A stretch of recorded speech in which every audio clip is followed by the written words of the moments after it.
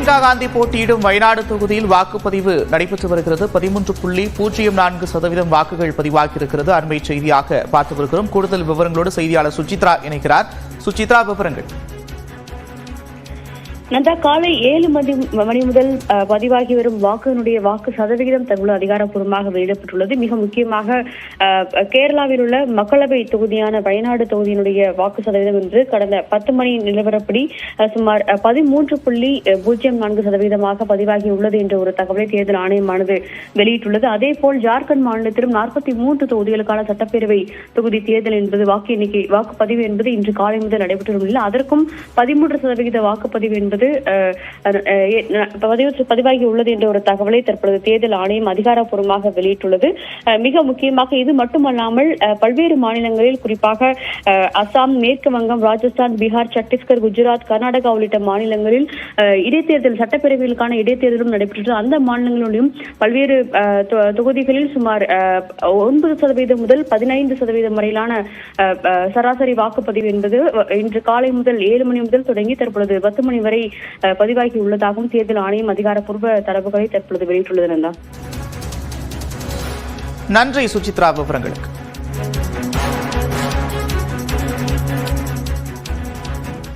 கடலூர் மாவட்டத்தில் கடலூர், நெல்லிக்குப்பம், பண்ருட்டி, வடலூர், நெய்வேலி உள்ளிட்ட பகுதிகளில் கனமழை பெய்து வருகிறது. கூடுதல் விவரங்களோடு இணைகிறார் செய்தியாளர் பிரேம். விவரங்கள்.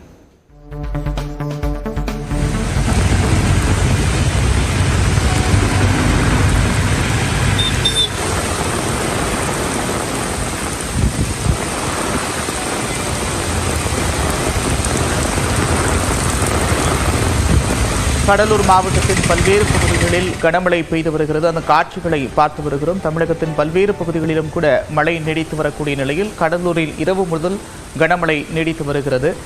கடலூர் மாவட்டத்தின் நெல்லிக்குப்பம், பண்ருட்டி, வடலூர், நெய்வேலி உள்ளிட்ட பகுதிகளில் மழை பெய்து வருகிறது. கூடுதல் விவரங்களோடு செய்தியாளர் பிரேம் இணைகிறார். பிரேம், விவரங்கள். நந்தா, கடலூர் மாவட்டத்தில் நள்ளிரவிலிருந்து தற்போது வரை தொடர்ச்சியாக இடைவிடாமல் கனமழை என்பது பெய்து வருகிறது. இந்த நிலையில் கடலூர் மாவட்டத்தில் குறிப்பாக கடலூர், நெல்லிக்குப்பம், ரெட்டிச்சாவடி, பண்ருட்டி, வடலூர், நெய்வேலி, குள்ளஞ்சாவடி, குறிஞ்சிப்பாடி என மாவட்டத்தின் அனைத்து பகுதியிலுமே இந்த கனமழையானது பெய்திருக்கிறது.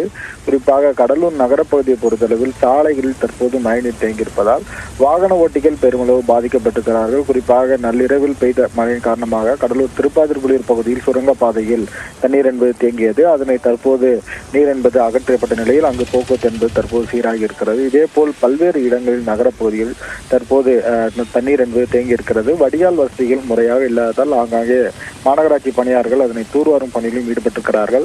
கடலூர் மாவட்டம் முழுவதும் இந்த மழை காரணமாக மக்களின் இயல்பு வாழ்க்கை என்பது கடுமையாக பாதிக்கப்பட்டிருக்கிறது. நள்ளிரவிலிருந்து தற்போது காலை 6 மணி நிலவரப்படி 3.3 சென்டிமீட்டர் மழை பெய்த நிலையில் தற்போது வரை மீண்டும் கனமழை என்பது பெய்திருக்கிறது. கடலூர் மாவட்டம் முழுவதும் இடியுடன் கூடிய கனமழை என்பது பெய்து வருகிறது.